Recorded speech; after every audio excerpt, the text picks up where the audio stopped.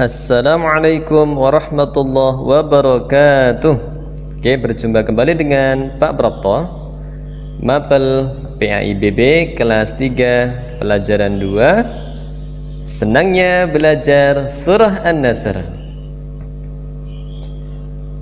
Surah An-Nasr termasuk surah dalam Al-Quran. Aku bangga bisa membaca surah An-Nasr dengan benar. Yuk anak-anak yang solih dan solihah, kita membaca surah An-Nasr terlebih dahulu agar kita diberi pahala kebaikan banyak dari Allah. Bismillahirrahmanirrahim. Dengan nama Allah yang maha pengasih lagi maha penyayang. Idza jaa nasrullahi wal fath. Apabila telah datang pertolongan Allah dan kemenangan. Wa ra'aitan nasa yadkhuluna fi dinillahi afwaja. Dan kamu lihat manusia masuk agama Allah dengan berbondong-bondong. Fasabbih bihamdi rabbika wastaghfirhu innahu kana tawwaba. Maka bertasbihlah dengan memuji Rabbmu dan mohonlah ampun kepadanya, sesungguhnya Dia adalah maha penerima taubat. Yuk menghafal dan menulis surah An-Nasr. Bagaimana cara menghafal surah An-Nasr? Caranya mudah, yaitu melafalkan secara berulang-ulang ayat per ayat dengan bimbingan guru atau bimbingan orang tua kalian di rumah.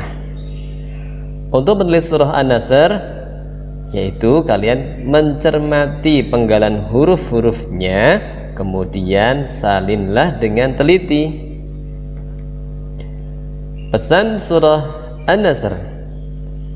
Surah An-Nasr adalah surah yang ke-110 dalam Al-Quran. Terdiri dari 3 ayat.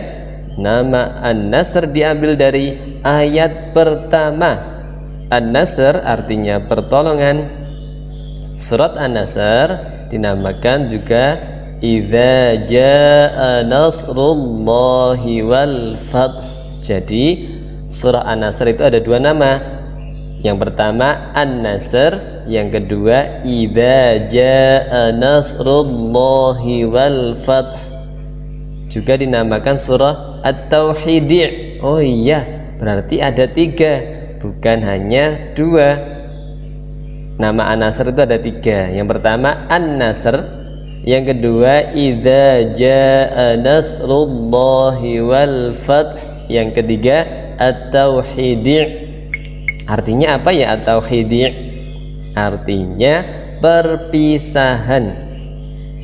Kok bisa diartikan perpisahan? Karena terdapat isyarat dekatnya meninggalnya Rasulullah Sallallahu Alaihi Wasallam.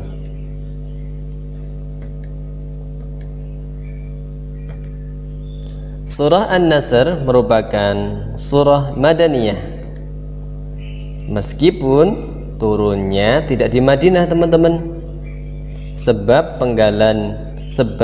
penggolongan surat Makkiyah dan Madaniyah bukanlah berdasarkan tempat turunnya, tetapi berdasarkan waktu turunnya.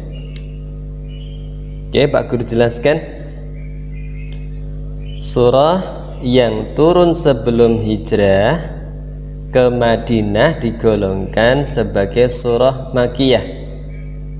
Sedangkan surah yang turun sebelum hijrah disebut surah Madaniyah.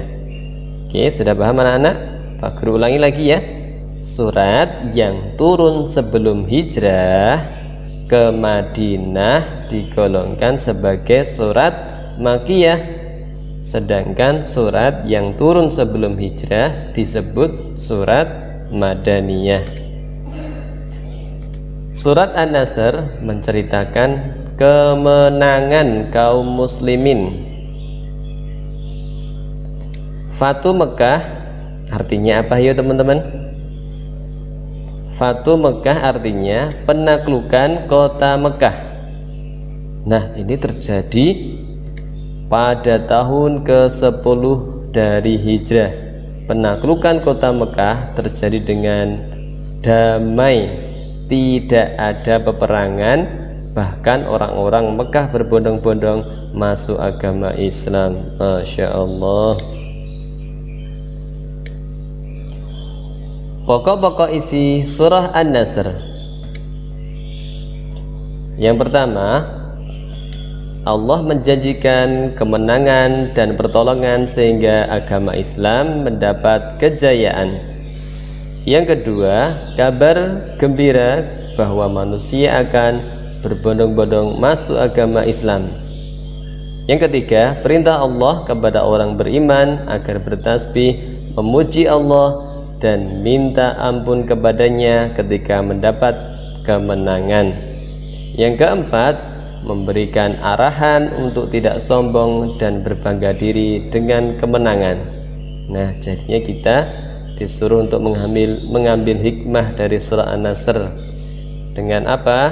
Kita amalkan, kita hafalkan, tahu artinya. Terus perintahnya apa di dalam surah An-Nasr? Tadi yang pertama apa? Ketika Allah itu menjanjikan, pertama itu menjanjikan kemenangan dan pertolongan sehingga agama Islam mendapatkan kejayaan, itu ketika di Fatu Mekah, yaitu penaklukan kota Mekah. Terus kabar gembira, di kota Mekah itu orang-orang banyak berbondong-bondong masuk agama Islam. Terus perintah Allah setelah umat Islam itu jaya, apa perintah Allah? Yaitu orang-orang beriman itu perintah Allah agar bertasbih, memuji Allah dan minta ampun kepadanya ketika mendapat kemenangan. Nah, kita amalkan dengan selalu berzikir, memuji Allah dimanapun kita berada. Dan ketika kita mendapatkan kemenangan atau mendapatkan, misalnya kalian menang lomba, saya menang lomba azan, katakanlah gitu. Nah, kalian juga memuji Allah, alhamdulillah ya Allah, ini kemenangan atas ridhomu, atas izinmu. Nah, agar kita tidak sombong. Nah, yang keempat, arahannya agar kita itu tidak sombong ketika kita mendapatkan kemenangan, agar tidak sombong dan berbangga diri. Nah, supaya kita bisa mengamalkan surah An-Nasr dengan baik, insya Allah. Oke, tugasnya anak-anak surah An-Nasr adalah, yang pertama tugasnya menulis surah An-Nasr ayat 1-3. Yang kedua, menghafal surah An-Nasr. Keterangannya untuk tugas menulis difoto dan diberi nama, nomor absen dan kelas ya. Sedangkan hafalannya direkam, diberi identitas diri, lalu dikirim ke WA Pak Prapto. Semangat. Untuk hari Senin ini Pak Guru sudah Zoom juga. Terus untuk kesimpulan materi, Pak Guru simpulkan dengan video pembelajaran PAIBB ini. Terima kasih banyak.